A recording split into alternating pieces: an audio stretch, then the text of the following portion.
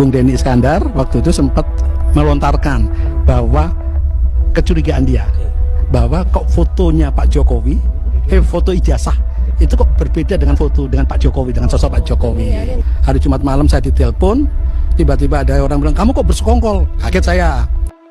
Hari ini ada kabar yang sangat mengejutkan sekali. Salah satu tokoh yang pernah disebut oleh Bitor Suryadi mengenai tentang adanya dugaan ijazah palsu yang dibuat di Pasar Pramuka memberikan sebuah klarifikasi. Klarifikasi dari tokoh ini sangat mengejutkan sekali. Sedikit berbincang mengenai memperkenalkan bahasa ini Yulianto, yang salah satu nama disebut tim Jakarta. Saya bilang gitu. Oleh Pak Bitor. Iya. Tetapi mungkin perlu disclaimer dulu, ya kan, bahwa dalam konteks tim Jakarta itu sebetulnya saya tidak termasuk dalam situ karena saya bukan aktivis partai pada saat itu. Iya, karena pada tahun 2012 itu adalah saya sebagai Ketua Komisi Informasi Provinsi DKI Jakarta. Iya. Sudah harus netral dan independen kan gitu. Gitu karena mengetuai satu lembaga negara mandiri. Gitu. Sehingga tidak bisa dinyatakan bahwa tim Solo, tim Jakarta.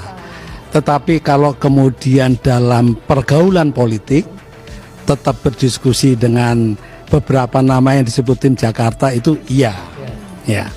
Seperti dengan Bung Denny Iskandar ataupun dengan Indra Kramadipa.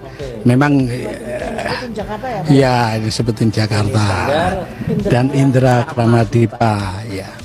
Dan memang kalau Denny Iskandar itu memang waktu itu menjadi pengurus partai DPD DKI Jakarta. Indra itu aktivis tapi kemudian dia masuk dalam ring satu yang kemana-mana Pak Jokowi berjalan dia harus mendampingi oleh Pak Jokowi itu. Itulah disclaimer pertama saya. Iya. Ordal.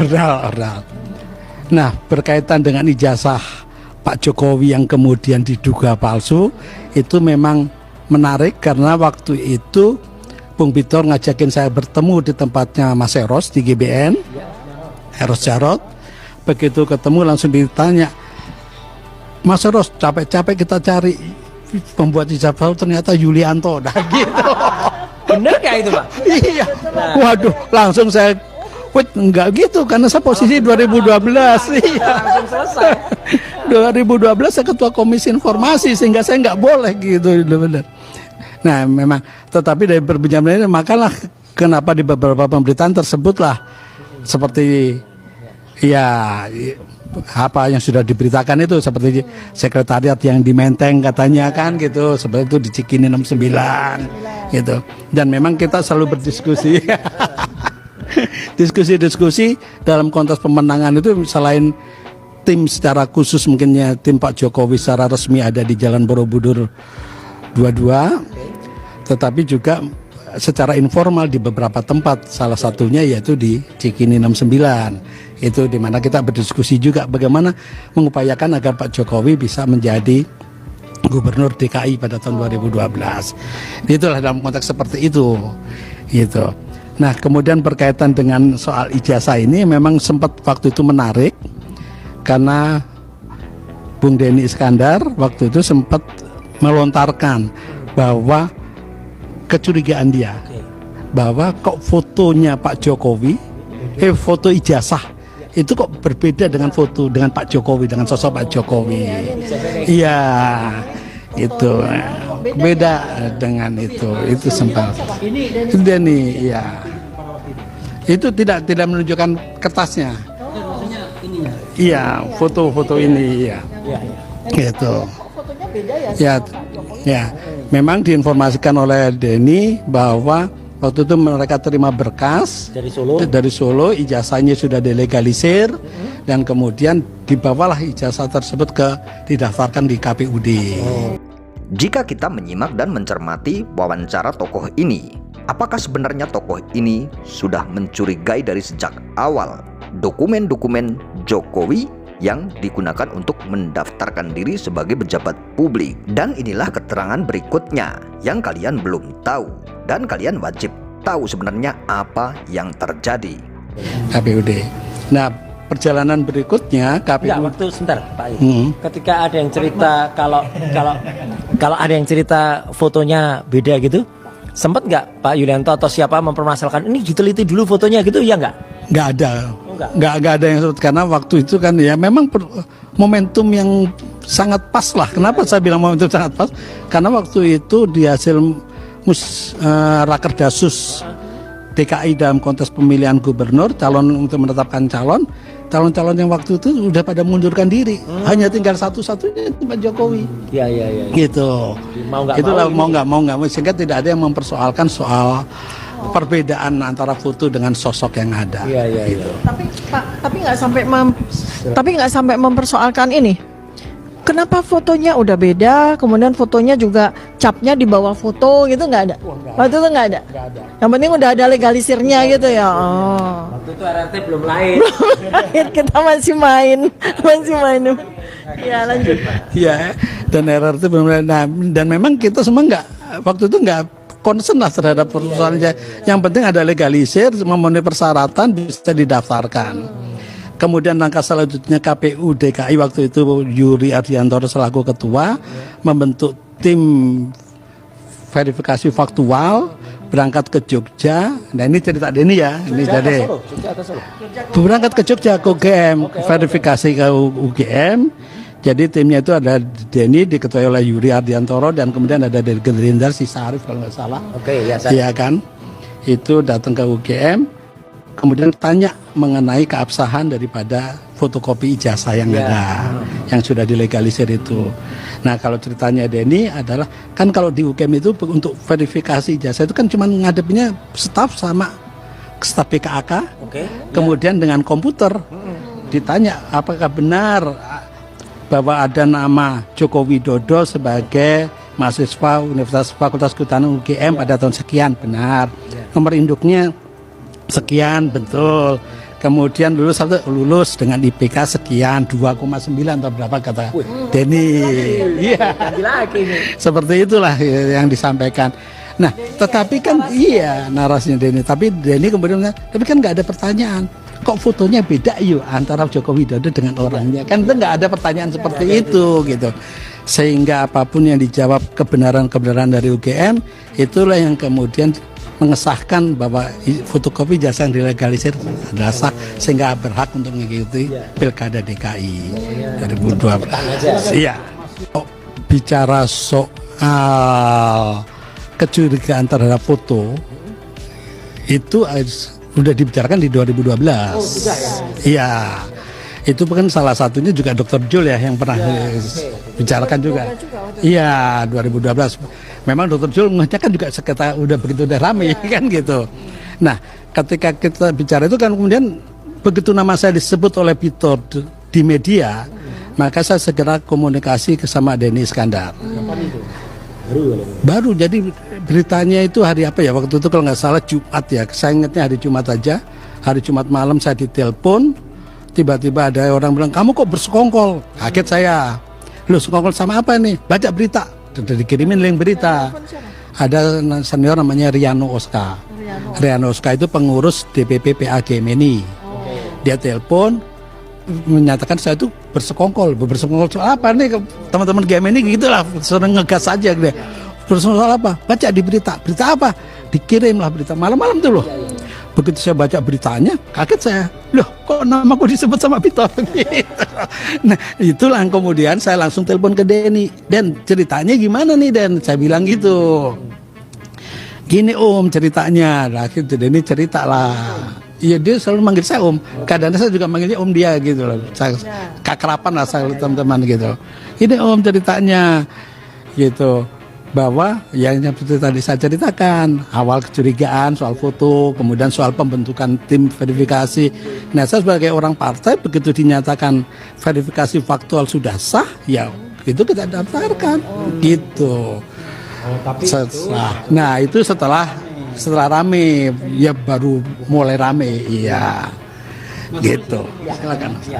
Kecurigaan-kecurigaan mengenai tentang ijazah Jokowi sebenarnya sudah muncul dari sejak dulu saat Pilgub DKI Jakarta.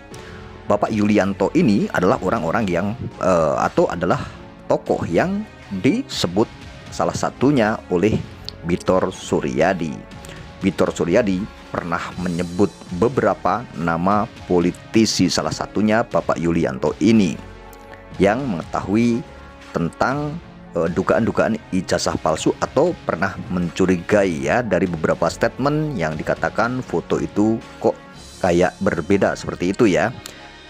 Jadi hal ini sebenarnya sudah lama sekali ya, juga kecurigaan tersebut muncul, akan tetapi mungkin tidak terlalu penting saat itu dan orang tidak memperdulikannya ya, sehingga saat ini muncul mungkin ya, karena dulu itu tidak mungkin seorang Jokowi ya berpikirannya para tokoh-tokoh tersebut seorang Jokowi memalsukan ijazah, dan sangat yakin sekali bahwa Jokowi ijazahnya asli, tentunya seperti itu ya.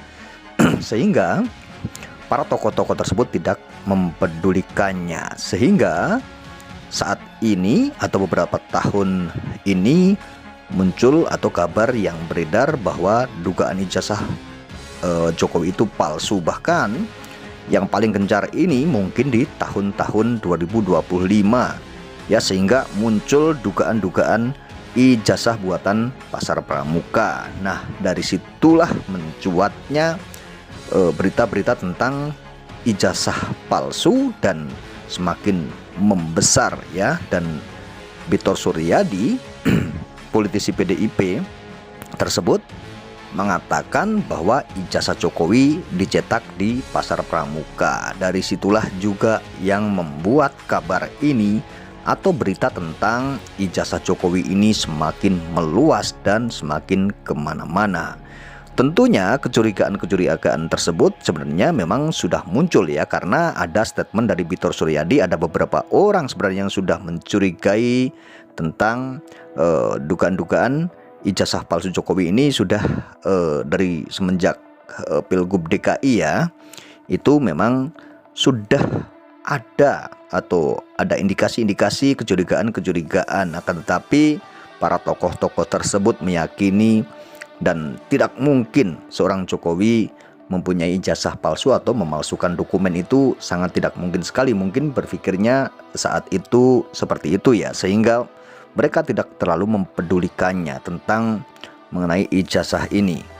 Dan akhirnya saat ini kasus ini mencuat ke publik dan menjadi perbincangan yang sangat luar biasa. Bahkan kita semua tahu kasus ijazah ini atau isu tentang ijazah ini semakin kemana-mana. Bahkan kalau kita pikir ini sangat meresahkan kita semua. Tentunya berita-berita atau agenda-agenda yang harusnya muncul ke publik dan harus dikonsumsi oleh masyarakat, tentunya saat ini kita tahu semua yang muncul saat ini ya, apapun tentang berita atau tentang adanya isu-isu saat ini yang sangat-sangat banyak dan berseliweran di media massa, yaitu tentang kasus ijazah atau tentang isu ijazah Jokowi yang saat ini tidak ada selesai-selesainya. Bahkan kita semua tahu isu ini semakin liar dan semakin berkembang, dan kita selalu melihat perdebatan-perdebatan di media sosial. Itu kita selalu melihat banyak sekali kubu yang mungkin kubunya Pak Jokowi atau kubunya yang membela Roy Suryo, itu pun berdebat yang sangat luar biasa. Dan kita juga bisa melihat inilah bentuk perpecahan belah dan masyarakat dihadap-hadapkan dan saling menghujat, akhirnya seperti itu. Dan bukan tidak mungkin ya, akhirnya terjadi saling lapor dan saling melapor. Itulah kenyataan yang terjadi saat ini. Tentunya ini sebenarnya untuk pembelajaran kita semua ya, bahwa jangan sampai ada isu-isu yang seperti ini lagi untuk kedepannya. Dan kita berharap kasus ini cepat selesai dan menemukan atau menemukan sebuah titik terang ya, intinya seperti itu. Dan kita kita semua tidak akan lagi ada mendengar isu-isu yang seperti ini lagi, karena tentunya ini sangat menguras pikiran masyarakat ya kawan-kawan ya.